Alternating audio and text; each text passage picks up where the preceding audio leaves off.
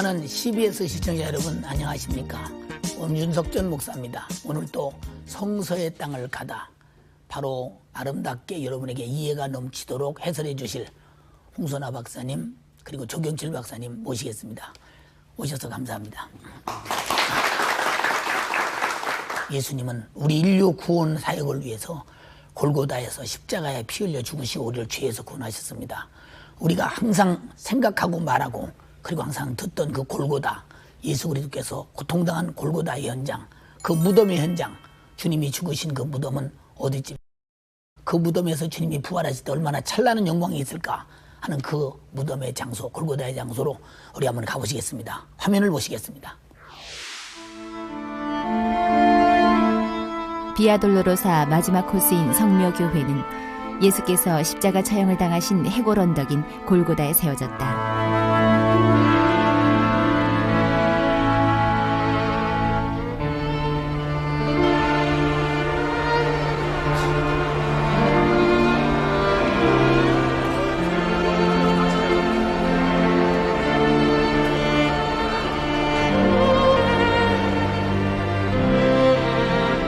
사람들은 몰랐다. 보잘것없어 보이는 한 나사렛 사람의 십자가 고난이 죽음을 다시 죽이는 부활로 이어지리라는 것을.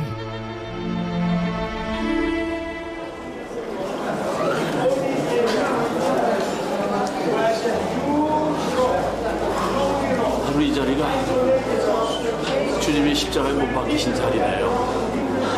감격이라고 우리 위해서 죽으신 수는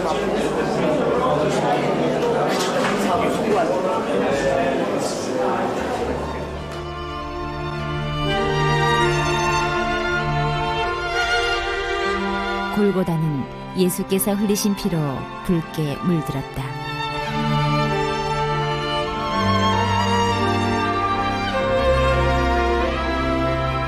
그리고 아들이 겪는 참혹한 고통을 어머니 마리아는 그저 지켜보아야만 했다.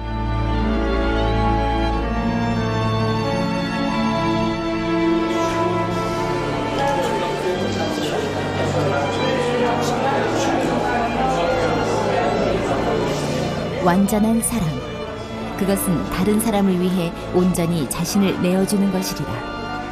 그러기에 예수께서는 죽음까지도 인간을 위해 내놓으셨다.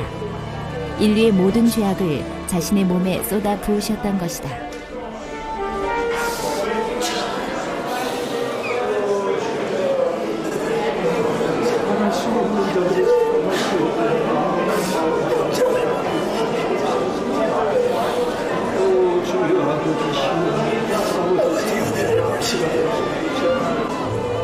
그것은 하나님에게까지도 버림받는 완벽한 고독의 시간이었다.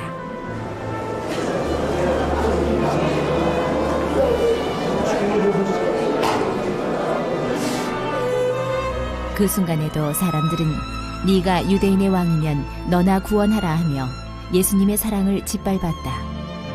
하지만 하나님은 기꺼이 예수를 그 슬픔 속에 내버려 두셨다. 그렇게 인류 구원의 대역사는 이루어지고 있었다. 그것이 인간을 향한 하나님의 사랑이었다. 홍 교수님, 그 비아 돌로로사 그 현장을 가다 보면 아랍인의 그 시장들이 많고 많은 주위의 환경을 바라보면서 이곳은 사실 언덕도 없거든요. 보면 조금 물론 뭐 오르내리는 곳은 있습니다만 그것을 언덕이라고 할 수는 없지 않습니까? 그 골고다의 그 언덕, 그 현장이 그 어떻게 진행되어 가고 그 언덕을 의미를 어떻게 이해하는지 아마 많은 시청자들이 아마 궁금할 겁니다. 말씀해 주시면 좋겠습니다. 그 골고다 언덕이 그 당시는 언덕이었지만 지금은 시내 안에 성 안에 들어와 있습니다. 예, 그래서 그렇죠. 그것을 염두에 두시고 예. 또 한 가지는 그 장소를 추적하는 데는 문제가 있지만 이 골고다 언덕만큼은 우선 학자들의 이론이 거의 없습니다. 예. 거의 대부분 학자들이 이곳이 틀림없이 골고다 언덕이다라고 믿고 예. 왔습니다. 예. 그 배경을 간단하게 말씀드리면 예.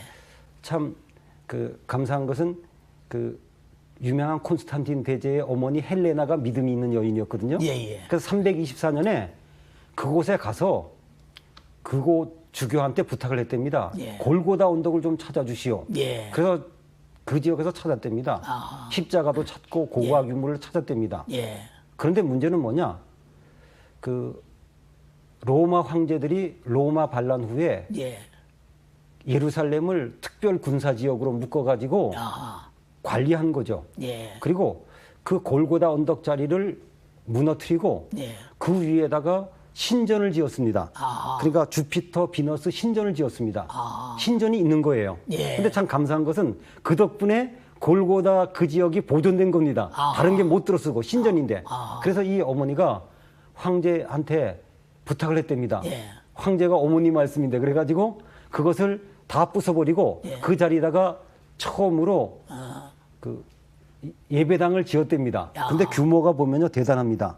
이 규모가 길이가 150m, 예.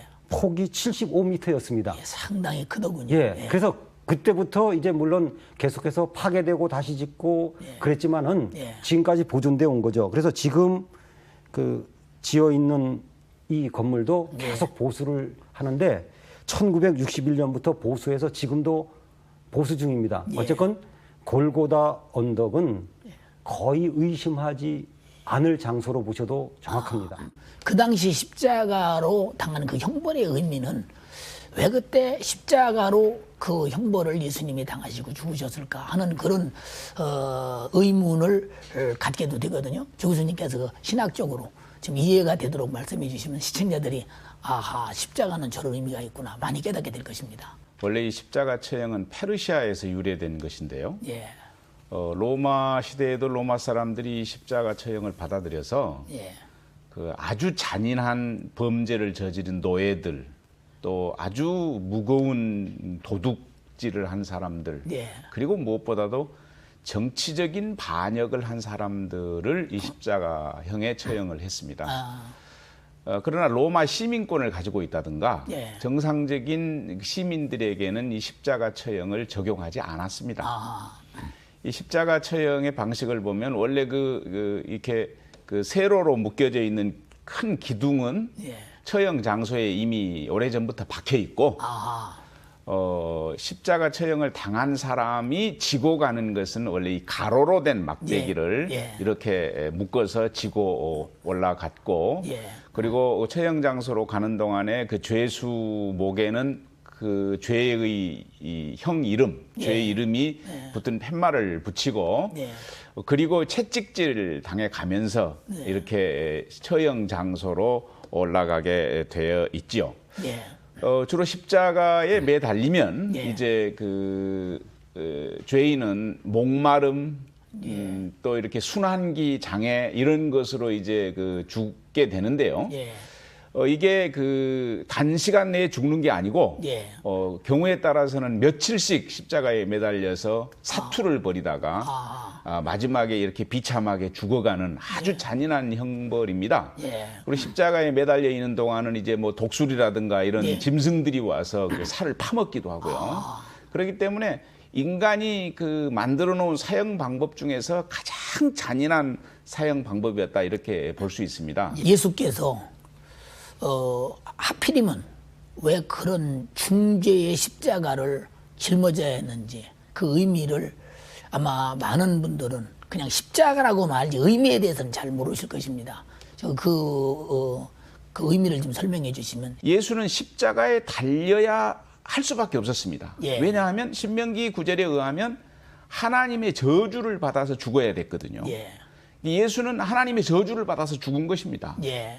근데 하나님의 저주를 왜 받았습니까, 예수가? 예. 예수는 원래 죄가 없으신 하나님의 아들인데 예. 하나님의 저주를 받았다.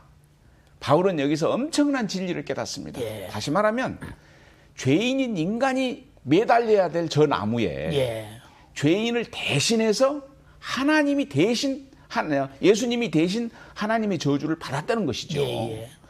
바울은 이 엄청난 진리를 깨닫는 이후에 전유를 했습니다. 예. 얼마나 전유를 했는가 하니 눈이 어두워졌다고 그러지 않습니까? 예. 그만큼 그 진리를 깨닫는 바울은 정말 전유를 한 것이죠. 예.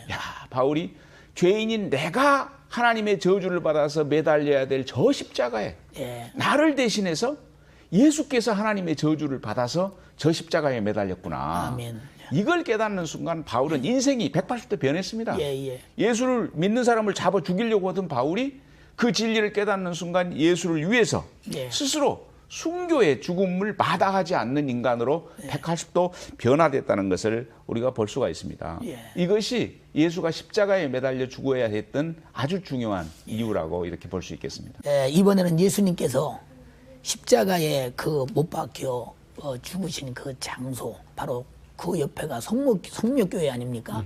그 성묘교회를 한번 그 화면으로 한번 가보시겠습니다. 주후 335년경 콘스탄티누스 황제의 모친 헬레나가 세운 성묘교회인 매년 수백만의 순례자들이 방문하고 있다.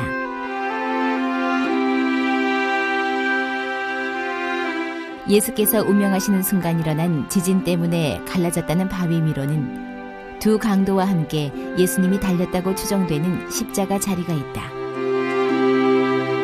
십자가 주변의 유대인들은 기대했으리라.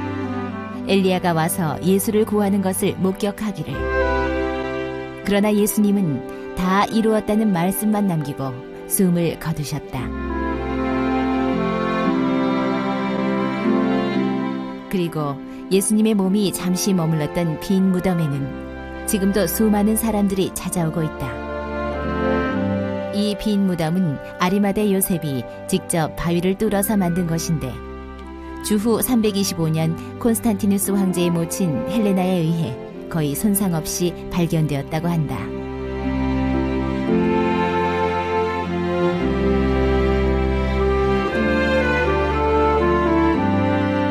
안식 후 첫날 무덤을 찾아온 여인들은 빈 무덤 안에서 예수께서 다시 살아나셨다는 천사의 말을 듣게 된다. 전 인류에게 영원한 삶의 소망이 열리는 역사적인 순간이었다.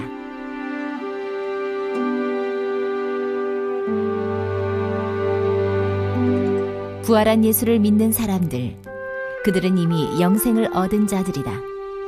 그런 사람만이 타인에게 생명을 줄 수 있는 힘이 있다. 그리고 사람들은 그들을 예수의 참 제자라 부른다. 순례자들의 이어지는 행렬 속엔 참 제자가 되고 싶은 믿는 자들의 소망이 담겨 있다. 성묘교회 1층엔 예수님의 죽음과 관련된 또 다른 흔적이 보존되어 있는데 바로 예수님의 시신을 염한 것으로 여겨지는 바위다.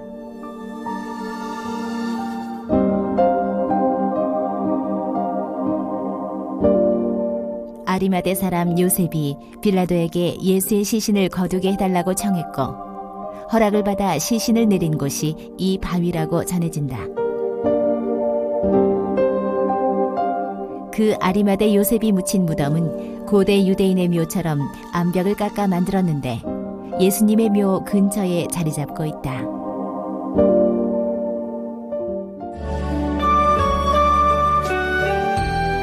찬송하리로다. 우리 주 예수 그리스도의 하나님이 그 많으신 긍휼대로 예수 그리스도의 죽은 자 가운데서 부활하심으로 말미암아 우리를 거듭나게 하사 산 소망이 있게 하시며 썩지 않고 더럽지 않고 쇠하지 아니하는 기업을 잊게 하시나니. 홍 교수님, 예수께서 그 십자가를 지고 고통의 고난을 절정으로 받으셨던 그 11초소, 그 14초소, 지난번에 다른 초소에 대해서 좀 말씀하셨지 않습니까? 지금 많은 분들이 이 초소는 어떤 초소일까에 대해서 궁금할 것입니다. 설명해 주시죠. 11초소와 10초소는 거의 같습니다. 예. 10초소는 예수님의 옷을 벗긴 곳이고 예. 11초소는 그 예수님을 십자가에 못 박은 곳입니다. 예. 그래서 성묘교회 안에 들어가시면 오른쪽으로 언덕 위로 올라갑니다. 예. 그래서 제일 첫 번째 대하는 그것이 바로 그 11초소가 되지요. 예. 또 사실은 잘 모르셔도 그 앞쪽 성화를 보면 예. 성화가 그렇게 돼 있거든요. 그렇죠. 그러니까 그 그림이라는 것이 그래서 좋지 않습니까? 예, 예. 내용이 다 그 안에 있으니까요. 예. 그래서 그곳이 바로 11초소입니다. 예. 그리고 바로 옆에 붙어 있는 곳이 12초소입니다. 예. 거기도 이제 그림이 아니라 예수님께서 직접 십자가에 달리신 그 동상이 있지요. 예. 그곳이 바로 예수님께서 십자가에 달리신 12초소입니다. 예. 12초소인데 자세히 보시면 양쪽 옆에 이렇게 검은 돌판이 있는데 예. 거기가 두 강도가 매달린 곳이라고 합니다. 예. 그리고 또 자세히 그 유리창 안을 이렇게 보시면 되게 이걸 못 봅니다. 예. 바위가 있는데 그 바위가 이렇게 갈라져 있어요. 예. 그걸 자세히 보셔야 됩니다. 저도 두세 번 갈 때까지는 그게 안 보였어요. 예. 저게 뭔가 그러다가 자세히 보니까 그 바위가 갈라져 있는데 그것이 이렇게 믿고 있습니다. 성경 말씀에 보면 예수님께서 돌아가실 때 지진이 났다 그러지 않습니까? 예. 그때 이 바위가 갈라졌다고 믿고 있습니다. 아하. 그러니까 자세히 보셔야 됩니다. 그리고 또 그 바로 밑에를 그 아담 교회당이라 그러거든요. 예. 거기도 가보면 거기까지 그 바위가 갈라져 있는 게 보입니다. 이제 내려가셔서 예. 그 이렇게 넓은 대리석 예. 그 돌판이 있는데요. 예. 그게 바로 13초소입니다. 예. 그러니까 예수님께서 그 십자가에 내리셔서 예. 시신을 거기다 이렇게 눕혔다. 예. 그렇게 보는 장소입니다. 예. 거기가 바로 13초소인데 예. 들어가자마자는 사실은 13초소부터 보이죠. 예. 차례로 본다면. 그렇죠. 그리고 거기서 왼편으로 가시면 14초소가 바로 예수님의 무덤입니다. 예. 그러니까 14초소라 그러니까 실감이 안 나는데 그게 바로 예수님의 그 빈 무덤이죠. 예, 그리고 예. 그것이 다 반경 한 30m 안에 다 있거든요. 예. 그래서 10초소에서부터 14초소까지 그 성묘교회 안에 있고요. 예. 또 꼭대기 쪽에 9초소, 그러니까 9초소부터 예. 14초소가 다 성묘교회 안에 있는 겁니다. 예. 옹 교수님, 그 성묘교회 그 예수 그리스도의 잠시 묻혔던 무덤, 그 장소가 이건 분명히 예수님이 죽으시고 잠시 묻혔던 무덤이다 하고 믿게 되는 그 어떤 그 신학적 그리고 어떤 역사적 분명한 증거가 있는지요? 예. 조금 전에도 말씀드렸지만 중요한 내용이니까 다시 한번 반복을 합니다. 예. 자꾸 우리는 2000년 전 모습을 그리면서 예. 그 받아들이지 않는데 예. 도시화도 됐지만 여기가 성지화가 됐기 때문에 예. 사실 다 대리석으로 예. 그야말로 최고의 것으로 그 자리를 꾸몄거든요. 예. 그러니까 그 생각을 하시고 보셔야 됩니다. 예. 그것이 제일 중요한 포인트고요. 그다음 이제 보통 그쪽을 골고다 언덕 예. 그리고 또 정원 무덤이라 그러는데 예. 사실은 그 골고다 언덕을 학자들의 연구에 의하면 한 40m 정도가 높았는데 그걸 까서 평지로 만들었다 그럽니다. 아. 그러니까 그 지역 평균이 720m인데 예. 대략 그 지역은 760m 정도 됐을 것이라 그럽니다. 예. 근데 지금은 이제 다 그것을 평지처럼 만들었죠. 예. 그리고 예수님의 무덤이 있던 곳이 바로 옆이었는데 예.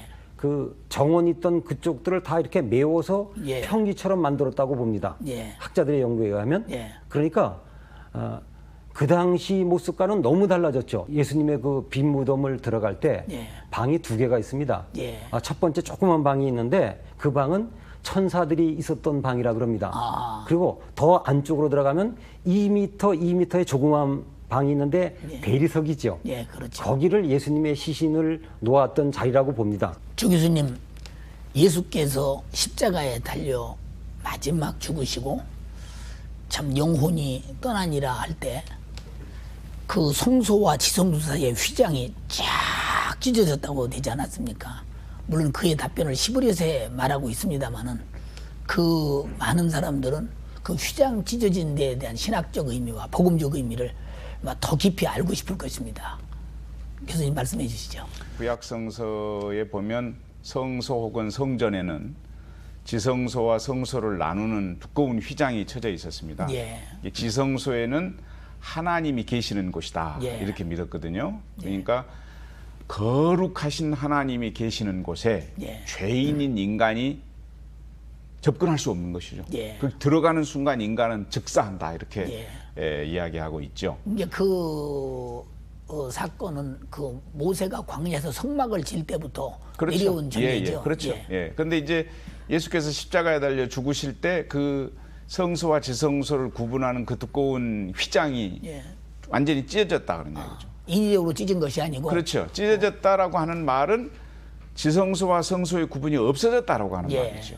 그 지성소와 성소 사이를 가로막고 있는 이 휘장이라는 것은 결국 하나님과 인간 사이에 이어질 수 없는 단절을 의미하는 예, 겁니다. 예. 그런데 예수의 십자가 사건으로 말미암아 하나님과 인간 사이에 그 단절되었던 관계가 회복되어지고 예. 하나님과 인간 사이가 이제 소통이 가능한 관계가 되었다라고 예. 하는 것이죠. 예. 그러니까 결국 이 휘장이라고 하는 것은 하나님과 인간 사이를 끝없이 갈라놓는 예. 장벽이었는데 예. 예수께서 십자가에서 피 흘리심으로 말미암아 인간과 하나님 사이에 놓여 있는 이 장벽이 허물어진 거죠. 예. 그럼으로써 하나님과 인간 사이가 다시 이어지는 조량의 역할이 가능한 겁니다. 예. 그렇기 때문에 예수의 십자가 사건은 결국 하나님과 인간 사이를 맺어주는 사건이라고 하는 것을 상징적으로 이 휘장이 찢어지는 예. 하나님과 인간 사이를 갈라놓은 장벽이 허물어지는 예. 이 사건을 상징적으로 예. 그런 구원의 사건의 의미를 말해주고 있다 이렇게 볼 수 있겠습니다. 그 임 교수님, 저도 그 성묘교회를 가봤습니다만은 막 정신없이 이렇게 다녀 나왔거든요. 많은 그 성지순례자들이 상당히 성묘교회가 중요하다는 의미는 아마 그들의 가슴 속에 가지고 갈 겁니다. 갔다 나오면 이걸 보러 왔나 이럴 수도 있습니다. 그곳은 성묘교회는 어떤 곳이며 어떤 볼거리, 그 주위에는 어떤 것들이 있는지, 그래서 아주 성묘교회를 보러 가는 사람들이 의미 있게 보고 올 수 있도록 한번 설명해 주시면 고맙겠습니다. 예.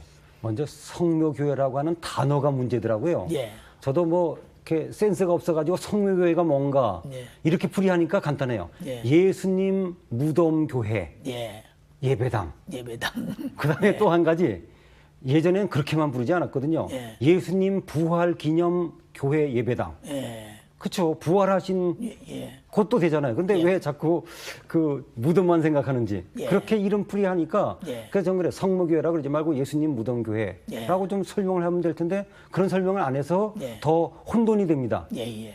그리고 그 지역부터 먼저 말씀드리면 그 예루살렘 그 올드 시티가 예. 네 구역으로 나눠져 있습니다. 아. 정신없이 다녀서 그렇지. 예. 그래서 유대인 지역, 예. 또 이슬람 지역, 예. 또 아르메니안 지역, 예. 기독교인 지역 네 구분으로 돼 있습니다. 그래서 이 성모교회는 기독교인 지역에 있습니다. 예. 거기에 대략 500명 부근의 아랍계 기독교인들이 거기서 터 받고 살고 있어요. 아. 참 복받은 사람들이죠. 예, 그러네요. 그리고 그 중심에 예수님 무덤교회가 있는 겁니다. 예. 그 지역을 그렇게 이해하시고 들어가셔야 됩니다. 예. 그리고 그 안으로 들어가시면 그 성묘교회 안에 예. 9초소부터 14초소까지 있고 예. 성묘교회 안에 말하자면 그 골고다 언더 있고 예수님 무덤이 다 있습니다. 예. 그리고 되게 안타까운 것은 그곳만 돌아다니셔서 그런데 좀 시간을 두셔서 예. 1시간 이상 잡으셔서 구석구석 보면 예. 엄청난 그 성지들이 그 안에 있습니다. 예. 예를 들면 그 헬레나 기념 그 예배당도 있고요. 예. 또 예전에 그 십자가를 발굴했다는 그러한 십자가 예배당도 있고. 예. 그래서 속속들이 좀 다녀보셔야 좋을 것 같습니다. 지금 아마 두 교수님들의 그 말씀을 들으면서 방청객들이 아마 질문이 있는 것 같습니다. 방청객들의 질문을 한번 받아보겠습니다. 조 교수님께 여쭈어보겠습니다. 빌라도는 예수님을 무덤에 넣고 사흘 동안 군인들에게 그 무덤을 지키라고 했는데 그 이유가 궁금합니다. 유대인들에게 있어서 이 3일이라는 것은 상당히 의미가 있는 기간이거든요. 그 유대인들은 사람이 죽으면 3일을 지나봐야 확실히 죽었는지 안 죽었는지 알 수가 있다고 합니다. 그래서 그 예수님도 3일 지나고 부활하셨고요. 또 나사로도 3일이 지난 후에 예수께서 그 다시 살리지 않았습니까? 그러니까 이 3일이라는 기간은 유대인들에게 있어서는 사람이 완전히 죽었다는 것을 확인하는 기간입니다. 예수님을 죽인 빌라도하고 유대인 지도자들은 혹시 그 3일 전에 예수가 가사 상태로 이렇게 죽지 않았는데 죽은 것처럼 이렇게 누워 있다가 예. 다시 살아나가지고 다시 일어나가지고 어디론가 갈 염려도 있다. 또 그 3일 안에 예수의 제자들이 예수의 시신을 몰래 훔쳐다가 다른 곳에다가 안치해 놓고 예수님이 살아났다. 이렇게 그 선전을 할까 이게 상당히 두려워했던 것 같아요. 그래서 빌라도는 예수님의 무덤을 3일 동안 굳건히 지키도록 부하들에게, 군인들에게 명령을 한 것이죠. 그러나 하나님의 일을 사람이 어떻게 맡겠습니까? 그 군인들을 동원해서 철통같이 경비를 폈지만 하나님께서는 그 경비를 뚫고 예수를 3일 만에 다시 부활시키신 것이죠. 그러니까 이 3일이라는 의미는 완전히 예수가 죽었다라고 하는 의미가 있다, 이렇게 볼 수 있겠습니다. 완전히 죽었던 예수를 하나님께서 또 완전히 살리셨죠. 그걸 막을 수 있는 인간적 방법이 없다. 우리가 여기서 그런 교훈을 받을 수 있겠습니다. 오늘 홍 교수님, 주 교수님 두 분이 아주 좋은 그 해설의 말씀에 제가 아주 감동되고 지각을 받았습니다. 시청자들이 많은 은혜가 됐을 것입니다. 오늘 나와주셔서 감사합니다. 우리는 이 땅에 살면서 죽는 것으로 끝나는 것이 아니라 영원히 사는 부활의 영생과 천국의 영원한 축복의 기회가 있습니다. 우리 모든 성도들은 어떤 어려움과 고통이 올지라도 그것 때문에 좌절하지 말고 우리는 부활의 영광의 믿음을 가지고 최후의 승리까지 믿음에서 성공하는 여러분 되시기 바랍니다. 다음에 또 뵙겠습니다. 감사합니다.